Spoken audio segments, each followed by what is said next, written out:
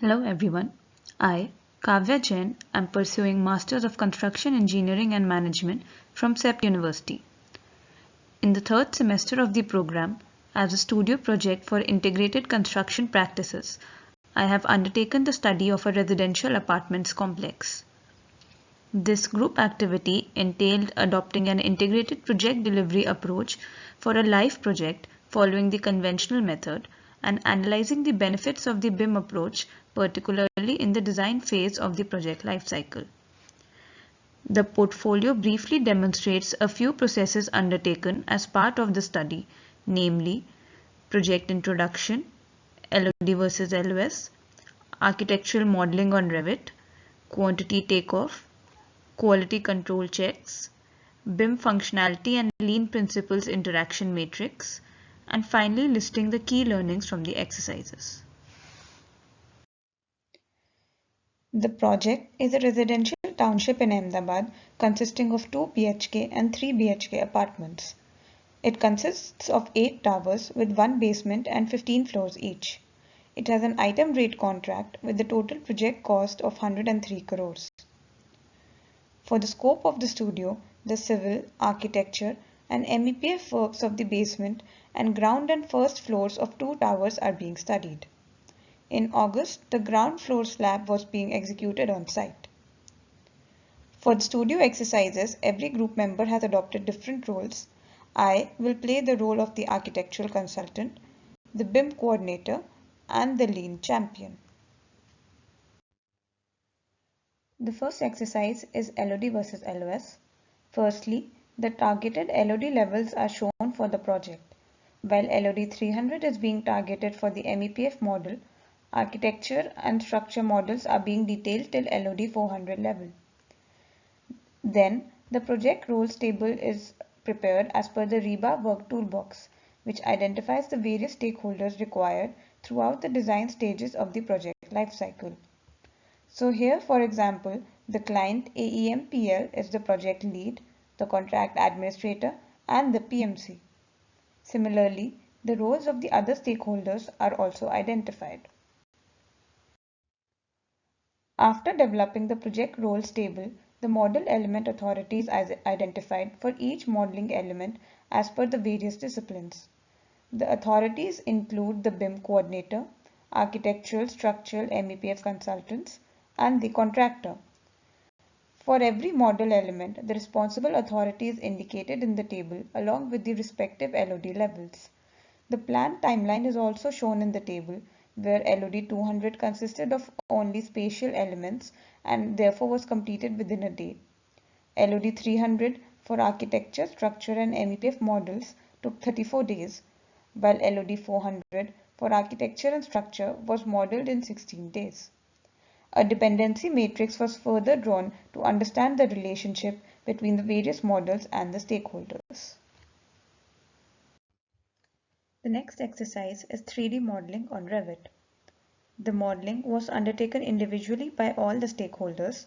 The process flow diagram for the architectural model is shown on the right, indicating the flow of information throughout the design process, starting from importing 2D CAD drawings to developing LOD 300 model, quality check, clash detection, preparing LOD 400 model, and again running quality check and clash detection. The various tasks undertaken by the architectural consultant are listed in the table. Further, the development of the model in LOD 300 from basement to ground floor and first floor is shown graphically at the bottom. Now, I have detailed the step-by-step architectural modeling on Revit. The LOD 300 and LOD 400 architectural models are shown in the figures. Also, an integrated model of architecture and structure is shown here. The major challenges faced while modeling include the absence of grids in 2D drawings, resolved by setting the base point to the lift wall, parallel modeling of structure and architecture leading to errors in wall heights, which were resolved via coordination on BIM 360, and unclear levels and floor thicknesses, which was resolved by discussion with other stakeholders. Some collaboration challenges faced include unclear distinction in LOD levels and issues in alignment or Navisworks, which were resolved by design coordination meetings and matching origin points respectively. The next exercise is to calculate quantities for the scope of the project modeled on Revit. Quantity takeoff helps in evaluating the various materials and resources required for the project and finally prepare a cost estimate.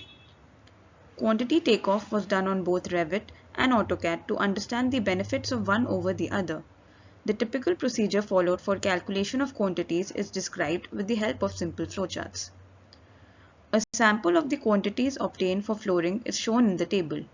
Here, an overall variance of 4.325% is observed in the Revit and AutoCAD quantities. The primary reasons identified for this variance are referring multiple drawings in CAD leading to discrepancies, rounding off values to closest whole number, and lack of clarity in flooring design in 2D drawings. Also, human errors in calculation and modeling errors are some other reasons for this variation. The next topic is quality control checklist. There are 4 types of quality checks implemented on the project, namely visual check, standard check, integrity check, and interference check. All the consultants are responsible for running these checks before model sharing and weekly as well. Firstly, talking about visual check, the various points regarding template, base point, origin, modeling of elements, and linking need to be checked. An instance is shown as an example where all elements were not modeled at the correct locations observed in the visual check. Similarly, for standard check, one instance is highlighted about the material specifications which need to match the client's requirement. The third check is integrity check. Here, the examples of linked files not working properly is highlighted to maintain model integrity. The corrected image are also shown for all these instances. The fourth check is the interference check, which was done on 3 softwares, Revit, Solibri, and Navisworks. Here, Revit and Solibri have been discussed. Inter and intra-model interference checks are done on Revit between the architectural and structural models. Solibri model check enables checking a BIM file against a set of rules preloaded in the software. I also tried making my own rule set, helping customize the interference check as per the project. Finally, the difference between the software are listed, where while Revit provides easy access and quick checking, it does not give accurate data, which is where Solibri is more versatile with its rule-based algorithm and is easy to use as well. Building information modeling and principles of lean construction are significant methods used independently to improve the construction process. With this matrix, we combine the 2 elements to understand how one leads to another in the IPD approach. For example, in the matrix, the BIM functionality of visualization of form helps reduce variability, cycle time, uses visual management, ensures verification and validation, and increases collaboration. Similarly, for the other 9 BIM functionalities identified throughout the project lifecycle, the various lean principles addressed by each are identified.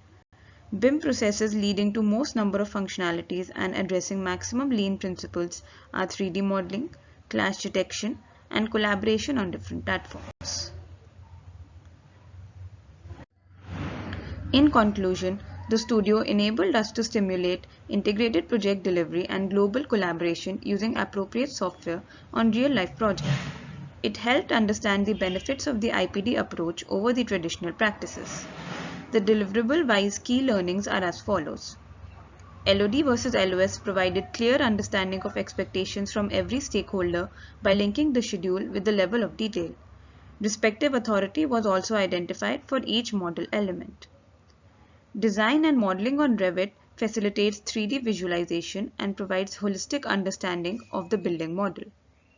Common data environment like BIM 360 helps in real-time synchronization. In the traditional approach, quantity takeoff takes more time, while in IPD approach, this is a simple process with less time consumption and good accuracy. Quality of design is not checked in the design phase in the traditional process, leading to generation of clashes during construction. IPD has proper processes in place for quality checks at regular intervals, ensuring resolution of errors initially itself. With the help of BIM functionality and Lean Principles Matrix, I identified that collaboration and online communication are the most important BIM uses, while reduction in variability and continuous improvement are the major Lean principles addressed by the BIM functionalities. Thank you.